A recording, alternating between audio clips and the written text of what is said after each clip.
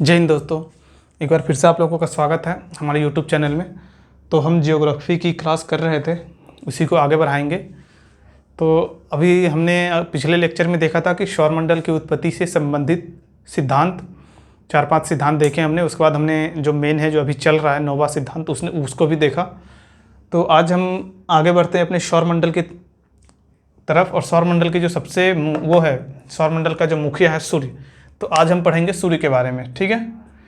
तो स्टार्ट करते हैं। सबसे पहले तो ये जो कुछ पॉइंट है उसे हमने पहले से नोट करके रखा है, क्योंकि बाद में नोट करने में टाइम लगता। और ये क्या है कि ये इसको मतलब इसका कोई कॉन्सेप्ट नहीं है, इसको आपको याद करो या जैसे भी जो भी करो, इसको आपको याद रखना है बस।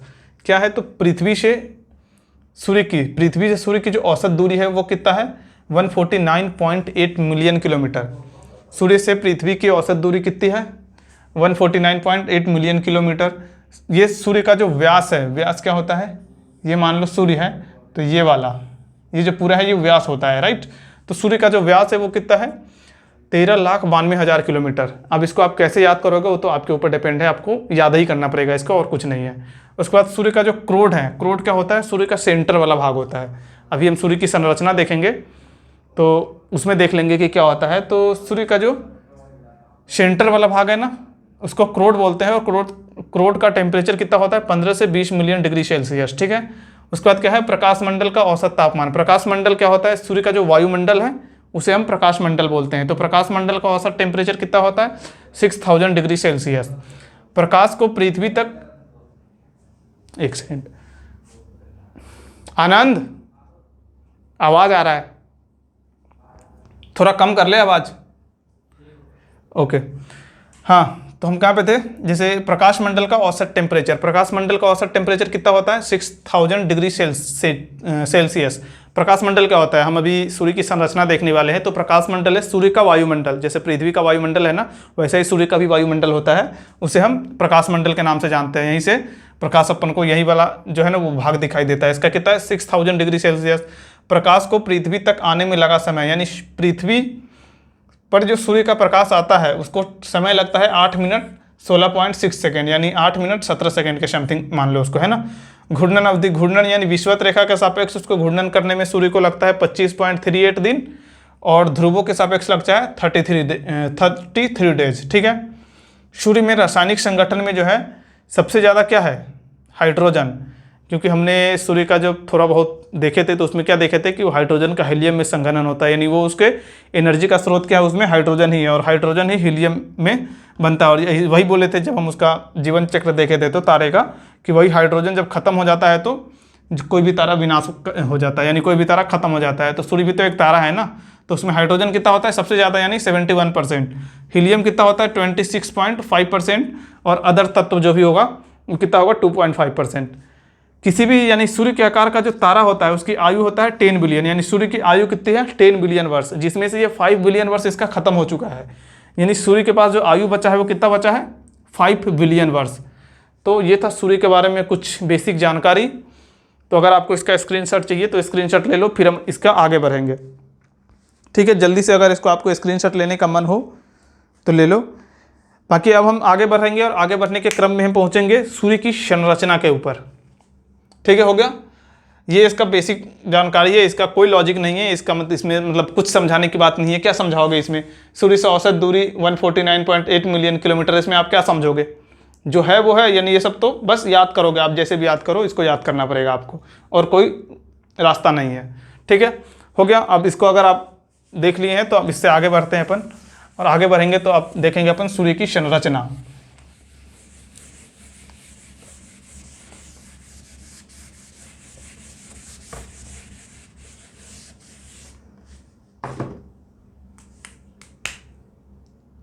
यहीं पे लिख दे क्या,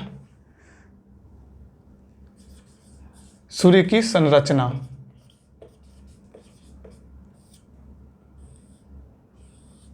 सूर्य की संरचना हमें देखना है, एक बार मैं क्लियर करूं कि रिकॉर्डिंग हो रही है नहीं, हाँ हो रही है। सूर्य की संरचना की हम बात करें तो सूर्य की संरचना को हम 2 पार्ट में डिवाइड करते हैं। एक होता है आंतरिक संरचना, एक होता है बाह्य संरचना, राइट। एक क्या होता है, आंतरिक संरचना, और दूसरा होता है बाह्य संरचना, या इसको हम क्या बोलते हैं, वायुमंडल बोलते हैं, राइट। सूर्य का वायुमंडल।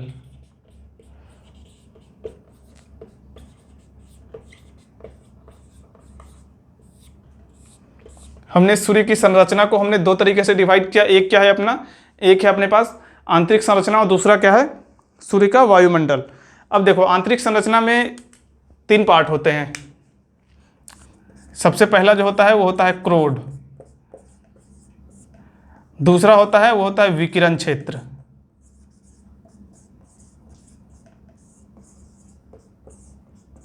ये क्या होता है दूसरा। देखो सूर्य की संरचना हमने क्या बताया, सूर्य की संरचना को हम 2 तरीके से डिवाइड करते हैं। एक है अपना आंतरिक संरचना और दूसरा है सूर्य का वायुमंडल। तो हमने आंतरिक संरचना में देखे, आंतरिक संरचना में क्या होता है, एक होता है क्रोड, एक होता है विकिरण क्षेत्र और तीसरा होता है संवहन मंडल।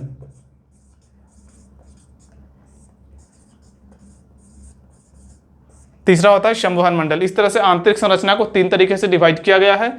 अब सूर्य का वायुमंडल, सूर्य का वायुमंडल में सबसे पहला होता है क्या, प्रकाश मंडल,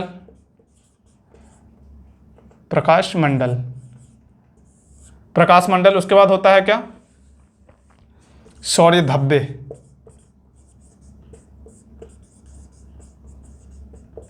सौर्य धब्बे बेसिकली ये उसका पार्ट नहीं है, लेकिन वहीं पे यानी प्रकाश मंडल में सौर्य धब्बे बनते हैं। तो आप धब्बे सही लिखा है ना, हाँ, सूर्य का जो प्रकाश मंडल है ना वहीं पे सौर धब्बे बनते हैं। तो अगर आप उसको लिखना चाहो यानी इसका पार्ट में भी हम लिख सकते हैं या नहीं भी लिख सकते हैं, उसको सौर्य कलंक भी कहा जाता है ना। उसके बाद होता है अपना एक वर्णमंडल और एक होता है कोरोना।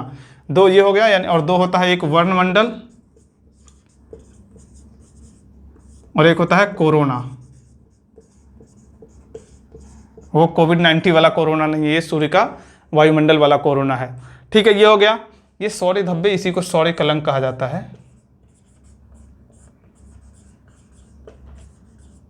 इसी को क्या कहा जाता है, सौर्य कलंक। अब देखो हमने सूर्य की संरचना को 2 तरीके से डिवाइड किया, आंतरिक संरचना और सूर्य का वायुमंडल। सबसे पहले हम देखेंगे सूर्य का आंतरिक संरचना कि सूर्य का आंतरिक संरचना क्या होता है, राइट। तो एक काम कर सकते हैं, हम इसको हटा दें क्या, ऐसा करते हैं और यहीं पे देख लेते हैं उसकी आंतरिक संरचना में क्या क्या होता है वो, राइट। जैसे देखो हम बनाएंगे आप सूर्य, ये मान लो अपना है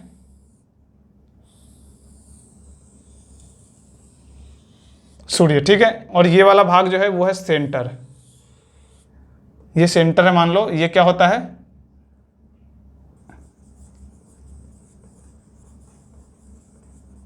इसको हम बोलते हैं क्रोड, इसको क्रोड बोलते हैं। उसके जस्ट बाहर वाला जो भाग होता है, क्रोड के चारों तरफ जो उपस्थित होता है वो क्या होता है, विकिरण क्षेत्र। इसको क्या बोलते हैं, विकिरण क्षेत्र।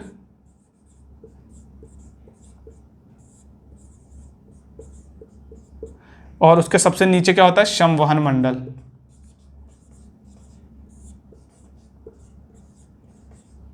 ये समझ में आया। अब हम देखते हैं सबसे पहले क्रोड क्या होता है और क्रोड की कुछ विशेषता है, क्रोड में क्या क्या होता है वो। उसके बाद हम देखेंगे क्या विकिरण क्षेत्र क्या होता है, और उसके बाद विकिरण क्षेत्र के बाद हम देखेंगे कि संवहन मंडल क्या होता है। ठीक है, तो एक काम करते हैं, ये तो हो गया सूर्य की आंतरिक संरचना है ये, राइट। यहां पे हम लिख देते हैं क्या है ये, सूर्य की आंतरिक संरचना, सूर्य की आंतरिक संरचना। अब देखो क्रोड के बारे में हमें पढ़ना है, हम यहां लिखते हैं क्रोड। तो हमने अभी जो सूर्य की जो कुछ जानकारी देखे थे उसमें हमने क्या देखा था, इसका तापमान कितना होता है, 15 से 20 मिलियन डिग्री सेल्सियस। 15 से 20 मिलियन डिग्री सेल्सियस होता है इसका तापमान। यानी ये सूर्य का सबसे पहले क्या है, सबसे आंतरिक भाग है। यहाँ पे ये भी लिख सकते हो, सबसे आंतरिक भाग है, सबसे आंतरिक भाग, या इसको केंद्र बोल सकते हो, है ना। सूर्य का ये केंद्र बिंदु है, ठीक है। सूर्य का सबसे आंतरिक भाग क्या है, जब अगर आपसे पूछा जाएगा तो सूर्य का सबसे आंतरिक भाग या सूर्य के केंद्र को क्या कहा जाता है, तो आप क्या बोलोगे, क्रोड कहा जाता है। ठीक है, क्या बोलोगे, क्रोड कहा जाता है। और इसके बाद क्या है, यहाँ पे जो है ना, यानी ये सूर्य का सबसे आंतरिक भाग है, तो यहाँ पे दबाव सबसे ज़्यादा होता है, कणों के बीच जो दबाव होता है वो सबसे ज़्यादा होता है, कणों के बीच जो घर्षण होता है वो भी सबसे ज़्यादा होगा। यहाँ से क्या होता है, ऊष्मा निकलती है, ऊष्मा बहुत ज़्यादा निकलती है ना, ऊष्मा बहुत ज़्यादा मात्रा में सूर्य के क्रोड से बहुत ज़्यादा मात्रा में क्या निकलती है, ऊष्मा निकलती है। उसके बाद क्या है कि जो अपन ने जो पढ़ा था क्या, तारों में जो नाभिकीय संलयन होता है, जो हाइड्रोजन का हीलियम में जो वो होता है, वो भी क्रोड में ही होता है। यानी यहाँ पे क्या होता है,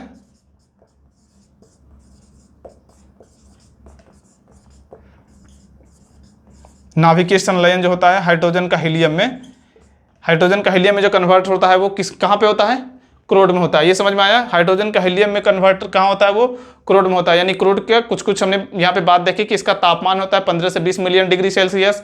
ये सबसे आंतरिक भाग है, या इसको हम क्या बोलते हैं, केंद्र बोलते हैं। ठीक है, तापमान इसका सबसे ज़्यादा होता है, दबाव होता है इसमें क्या, सबसे ज़्यादा दबाव होता है, घर्षण सबसे ज़्यादा होता है। उसके बाद और क्या क्या देखे हमने, ये ऊष्मा का, जैसे ऊष्मा यहाँ से बहुत ज़्यादा मात्रा में निकलती है, इसको आप ऐसा बोलो ऊष्मा सबसे ज़्यादा मात्रा में निकलती है, या ऊष्मा का जनन होता है, जनन होता है यहाँ, ऊष्मा का जनन या जन्म जो भी हो, है ना, ऊष्मा का जन्म। जैसे सूर्य जो है ना, सूर्य में ऊष्मा जहाँ से निकलती है, यानी जो ऊष्मा का जनन होता है वो कहाँ होता है, क्रोड में होता है। नाभिकीय संलयन कहाँ होता है, वो भी क्रोड में होता है। तो ये है सूर्य के बारे में कुछ जानकारी। दबाव सबसे ज़्यादा होगा, घर्षण एक दूसरे कणों के बीच सबसे ज़्यादा, क्योंकि दबाव जहाँ ज़्यादा होगा यानी एक कणों के बीच घर्षण भी सबसे ज़्यादा होगा, ऊष्मा का जनन यहीं से होता है। ये सब हमने देख लिए। ये होता है क्या, क्रोड के बारे में हमें कुछ जानकारी मिल गई। सबसे इंपॉर्टेंट क्या मिली, इसका तापमान, यानी सूर्य में सबसे ज़्यादा तापमान कहाँ पे होता है, क्रोड में होता है। उसके बाद क्या है, ये आंतरिक भाग है, यानी ये सूर्य का केंद्र है। ठीक है, दबाव सबसे ज़्यादा होता है सूर्य में, घर्षण यहीं पे सबसे ज़्यादा होता है कणों के बीच, ऊष्मा का ये जनन होता है यहाँ पे, ऊष्मा का स्रोत जो जन्म लेता है वो यहीं से लेता है। और यहाँ पे नाभिकीय संलयन होता है। नाभिकीय संलयन मतलब तारे में जो हाइड्रोजन का हीलियम में संलयन होता है ना, वो यहीं से शुरू होता है, क्रोड से ही। ठीक है, तो ये हमने सूर्य के क्रोड के बारे में पढ़ लिया। अब हमें क्या देखना है, सूर्य का विकिरण क्षेत्र। विकिरण क्षेत्र को कहाँ देख ले, यहाँ देख ले, तो ये ज़्यादा कुछ नहीं है।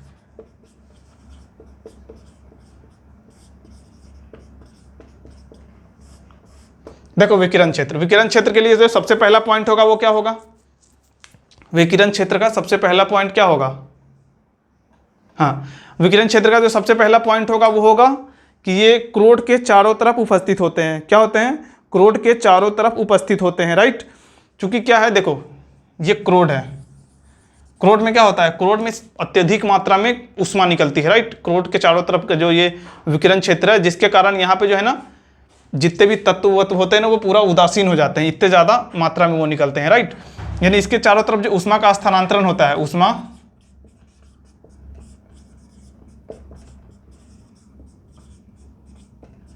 ऊष्मा का स्थानांतरण किसके माध्यम से होता है, विकिरण के माध्यम से, विकिरण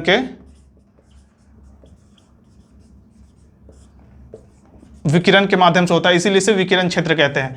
क्योंकि क्या होता है कि क्रोड का टेम्परेचर बहुत ज़्यादा है। क्रोड का टेम्परेचर कितना है, 6000 डिग्री सेल्सियस, मतलब 15 से 20 मिलियन डिग्री सेल्सियस है। इसलिए इसके चारों तरफ जो उपस्थित पार्ट है ना, जिसको हम विकिरण क्षेत्र कहते हैं। विकिरण क्षेत्र को क्यों कहते हैं, क्योंकि इसका क्रोड अत्यधिक गर्म होने के कारण उसके चारों तरफ कुछ भी नहीं होता, यानी खाली जगह टाइप में, यानी उसके जो कण होते हैं वो उदासीन हो जाते हैं, जिसके कारण यहाँ जो ऊष्मा का स्थानांतरण होता है ना वो विकिरण के माध्यम से होता है। विकिरण मतलब अल्फा रे, बीटा, गामा रे, इसके हिसाब से उसमें ऊष्मा का स्थानांतरण होता है, इसलिए इसको क्या बोलते हैं हम, विकिरण क्षेत्र। तो क्या आपको विकिरण क्षेत्र समझ में आया, विकिरण क्षेत्र किसको बोलते हैं, क्या समझ में आया, विकिरण क्षेत्र किसे बोलते हैं। उसके बाद क्या होता है अपने पास, संवहन मंडल। थर्ड नंबर पे क्या है, संवहन मंडल।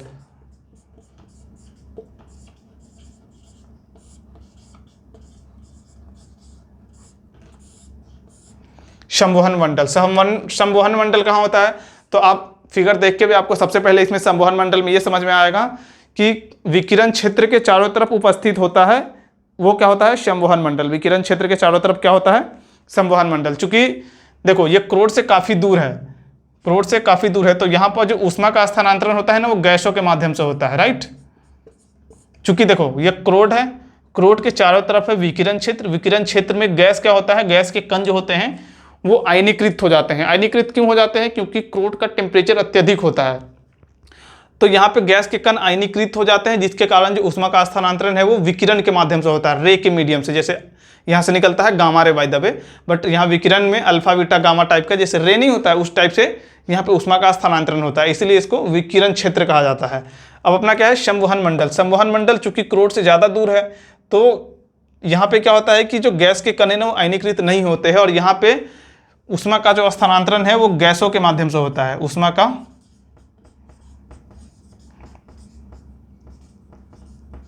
स्थानांतरण गैसों के माध्यम से होता है, राइट।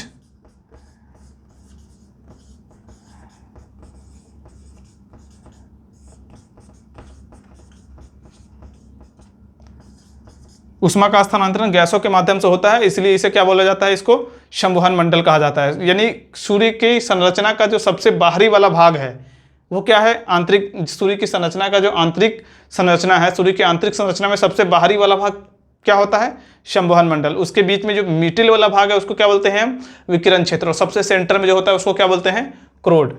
तो ये हमने देख लिया। अब हमारा जो टॉपिक है यही था, सूर्य की आंतरिक संरचना, राइट। सूर्य की आंतरिक संरचना हमने देख लिया। अब हमें क्या देखना है, सूर्य की वायुमंडल, यानी सूर्य का वायुमंडल देखते हैं।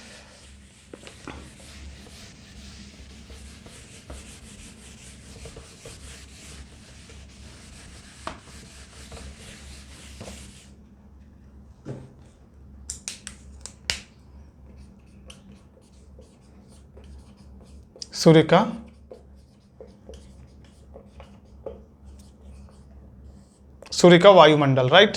सूर्य के वायुमंडल में जो सबसे पहला था वो क्या था,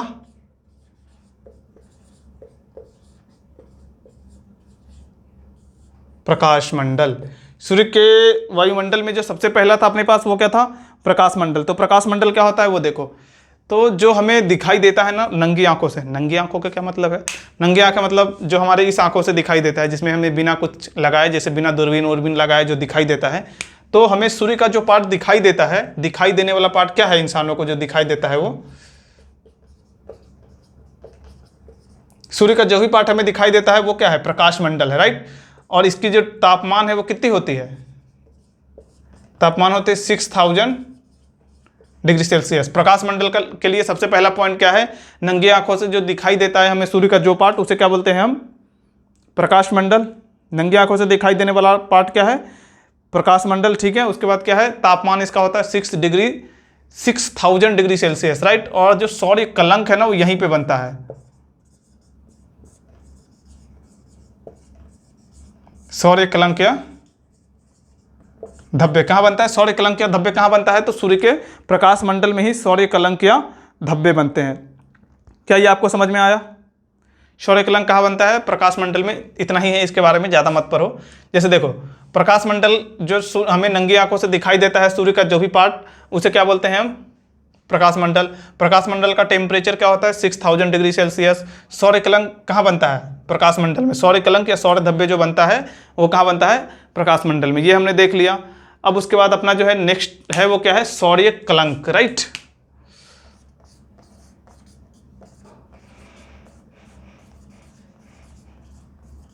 सौर्य कलंक या धब्बे। सौर्य कलंक या सौर्य धब्बे क्या होता है, हमने क्या बात की है कि प्रकाश मंडल में सौर्य कलंक बनते हैं, राइट। तो सौर्य कलंक प्रकाश मंडल में बनते हैं, तो क्यों बनते हैं, है ना, क्यों बनते हैं ये बताओ। जैसे देखो, हमने सूर्य का वायुमंडल पढ़ा, वायुमंडल में हमने प्रकाश मंडल पढ़ लिए। प्रकाश मंडल में हमने क्या पढ़ा, जो दिखाई देता है हमें वो होता है, यानी सूर्य का नंगी आंखों से दिखाई देने वाला भाग क्या होता है, प्रकाश मंडल होता है, ठीक है। उसके बाद क्या है, उसका टेम्परेचर होता है 6000 डिग्री सेल्सियस, राइट। उसके बाद क्या है, वो जो सौर कलंक है या सौर्य धब्बे है वो कहाँ बनता है, वो बनता है प्रकाश मंडल में, राइट। अब हमें क्या देखना है, अब हमें देखना है सौर्य कलंक। सौर्य कलंक क्या होता है, सौर कलंक की सबसे पहली पॉइंट, ये ऊर्जा का स्रोत है, राइट। ऊर्जा का स्रोत है। इसका टेम्परेचर कितना होता है, सौर कलंक का टेम्परेचर होता है 45 यानी 4500 डिग्री सेल्सियस। अब देखो ये सौर कलंक बनता कैसे है, ये बनता कहाँ है, हमने बात किया ये सौर कलंक बनता कहाँ है,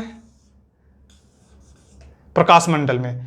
प्रकाश मंडल का टेम्परेचर कितना है, 6000 डिग्री सेल्सियस, और जब सौर कलंक बनता है उसका टेम्परेचर कितना होता है, यानी 4500 डिग्री सेल्सियस, राइट।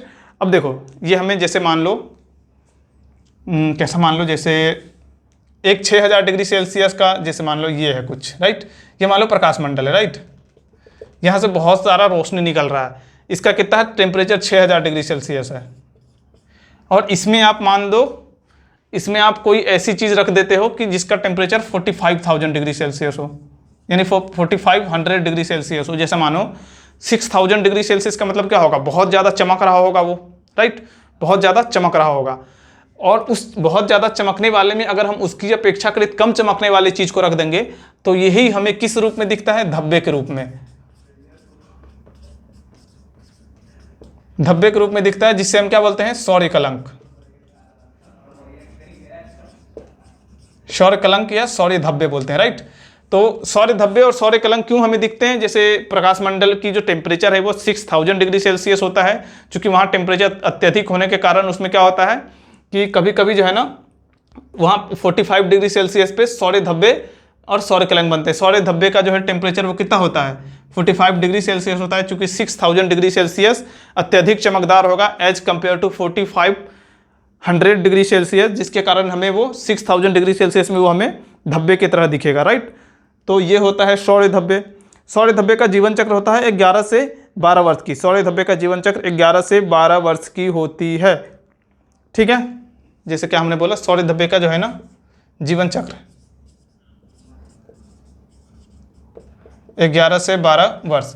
इसका क्या मतलब है, यानी जिस जगह पे प्रकाश मंडल के जिस जगह पे सौर धब्बे बन गए वहां पे दोबारा सौर धब्बे बनने में कितना टाइम लगता है, 11 से 12 वर्ष। और दूसरा नंबर क्या है, एक ऐसा समय आता है जब सौर धब्बे की संख्या सबसे ज़्यादा होती है। जब सौर धब्बे की संख्या सबसे ज़्यादा होती है उसे क्या बोलते हैं, सोलर मैक्सिमा। और जब उसमें क्या है, सौर धब्बे की संख्या सबसे कम होती है उसको क्या बोलते हैं हम, सोलर मिनिमा। Solar minima. क्या आपको ये समझ में आया? एक बार देखो हम फिर से रिवीजन करवा रहे हैं आपको, ये देखना। सूर्य का वायुमंडल, इसमें जो सबसे पहला पार्ट हमने देखा उसको क्या देखा, सबसे पहला पार्ट हमने देखा प्रकाश, सूर्य का वायुमंडल का सबसे पहला पार्ट हमने देखा प्रकाश मंडल, राइट। प्रकाश मंडल में हमने क्या देखा, तो प्रकाश मंडल जो नंगी आंखों से दिखाई देता है उसे हम क्या बोलते हैं, प्रकाश मंडल। उसके बाद क्या है, इसका टेम्परेचर 6000 डिग्री सेल्सियस होता है। सौर कलंक या सौर धब्बे कहाँ बनते हैं, प्रकाश मंडल में। सौर कलंक, सौर धब्बे क्या होता है, ऊष्मा का स्रोत होता है, यानी तापमान इसका होता है 45 डिग्री सेल्सियस, चूंकि 6000 डिग्री सेल्सियस जो होता है प्रकाश मंडल का टेम्परेचर होता है, और उसमें कोई भी वस्तु अगर हम 45 डिग्री सेल्सियस पे रख देंगे तो वो हमें, यानी जो ज़्यादा चमक रहा है उसमें कम चमकने वाली चीज़ अगर रख देंगे तो वो हमें एज ए धब्बे के रूप में दिखाई देगा, जिसे हम क्या बोलते हैं, जिसे हम क्या बोलते हैं, तो सोलर नहीं क्या बोलते हैं, सौर धब्बे बोलते हैं, राइट। सौर धब्बे का जीवन चक्र क्या होता है, 11 से 12 वर्ष का होता है। सौर धब्बे का क्या होता है, 11 से 12 वर्ष का होता है। उसके बाद क्या है, ये जब सबसे ज़्यादा बनता है ना, जब टाइम मतलब सबसे ज़्यादा सोलर मैक्सिमा बनता है उसे हम बोलते हैं सोलर मैक्सिमा, और जब सबसे कम सोलर मैक्सिमा रहता है प्रकाश मंडल में उसे क्या बोलते हैं हम, सोलर मिनिमा। मैं एक बार क्लियर करूँ रिकॉर्डिंग का, ठीक है। तो क्या आपको ये समझ में आया, प्रकाश मंडल क्या होता है, सौर कलंक क्या होता है, सौर कलंक के बाद हमने सोलर मैक्सिमा देखा, सोलर मिनिमा देखा, ये आपको समझ में आ गया। मुझे उम्मीद है कि ये आपको समझ में आ गया होगा। अब हमारा जो नेक्स्ट है वो क्या है, वर्णमंडल और कोरोना। तो हम देखते हैं वर्णमंडल और कोरोना क्या होता है, इसको हम मिटाते हैं।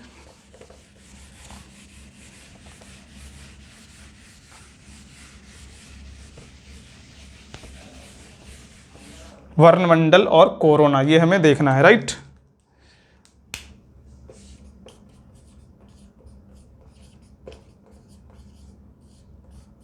और एक क्या देखना है, कोरोना। ये कुछ नहीं है, एक एक वर्ड का है बस। देखो क्या होता है, वर्णमंडल में क्या होता है, जब आंशिक सूर्य ग्रहण होता है। कब, आंशिक।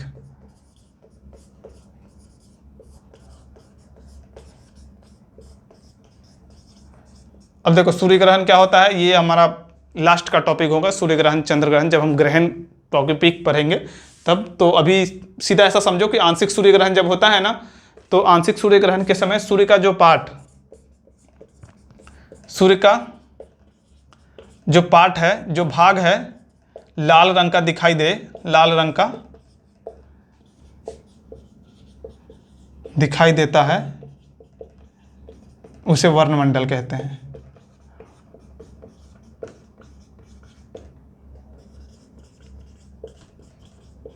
हमने क्या बोला? आंशिक सूर्य ग्रहण के समय सूर्य का जो भाग लाल रंग का दिखाई देता है उसे वर्णमंडल कहते हैं। बस इतना ही है इसमें। उसके बाद कोरोना में क्या है? ये पूर्ण सूर्य ग्रहण के समय हमें दिखाई देता है, पूर्ण सूर्य ग्रहण के समय। इसमें क्या होता है? सूर्य का जो भाग हमें लाल रंग का, यानी ये पॉइंट यहाँ भी होता है, ठीक है। यानी सूर्य का जो भाग हमें लाल रंग का दिखाई देता है, कब? पूर्ण सूर्य ग्रहण के समय। पूर्ण सूर्य ग्रहण के समय जब दिखाई देता है तो उसे हम बोलते हैं क्या? कोरोना। और जब आंशिक सूर्य ग्रहण के समय हमें दिखाई देता है उसे क्या बोलते हैं हम?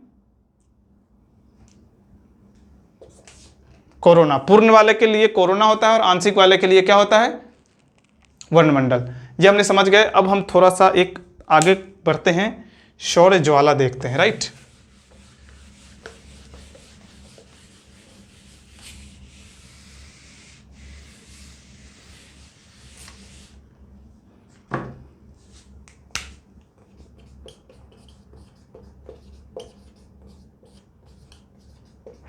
ये आज का हमारा लास्ट टॉपिक होगा।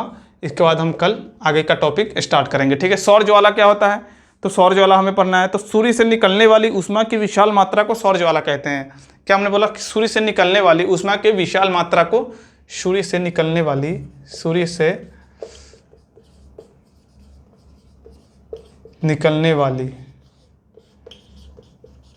ऊष्मा की विशाल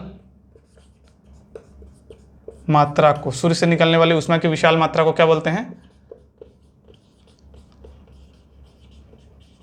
सौर ज्वाला। तो सूर्य से निकलने वाली ऊष्मा की विशाल मात्रा को सौर ज्वाला कहते हैं। और सौर ज्वाला जो है ना, उपग्रह व्यवस्था को नुकसान पहुंचा सकता है। उपग्रह व्यवस्था को नुकसान पहुंचा सकता है। यानी उपग्रह व्यवस्था क्या होता है? जैसे हमने पृथ्वी के लिए मान लो कोई मिशन छोड़ा, जैसे मंगल के लिए कोई मिशन छोड़ा, मंगल तो ज़्यादा हो गया, पृथ्वी के लिए मिशन छोड़ा, मंगल तो पीछे है ना पृथ्वी से। जैसे शुक्र ग्रह के लिए हमने कोई मिशन छोड़ा था, अपना सैटेलाइट जिसको बोलते हैं। तो जब सौर ज्वाला निकलती है ना, तो वो सौर ज्वाला हो सकता है कि जो अपना उपग्रह व्यवस्था है उसको वो जला के ख़त्म कर दे, उसको वो जला के क्या कर दे? ख़त्म कर दे, राइट। तो ये होता है। उसके बाद हमने क्या देखा?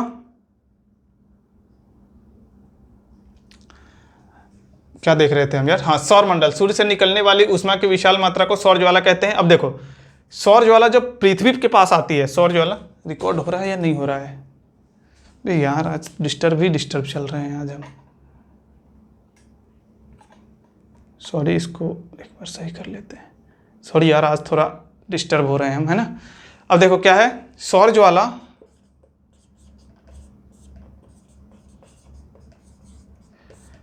जब पृथ्वी के पास आती है, राइट।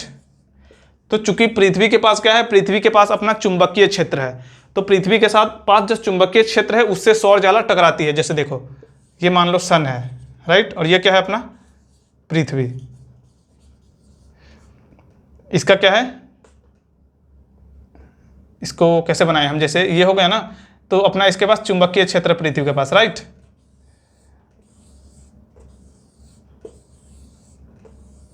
ये मान लो चुंबकीय क्षेत्र पृथ्वी का।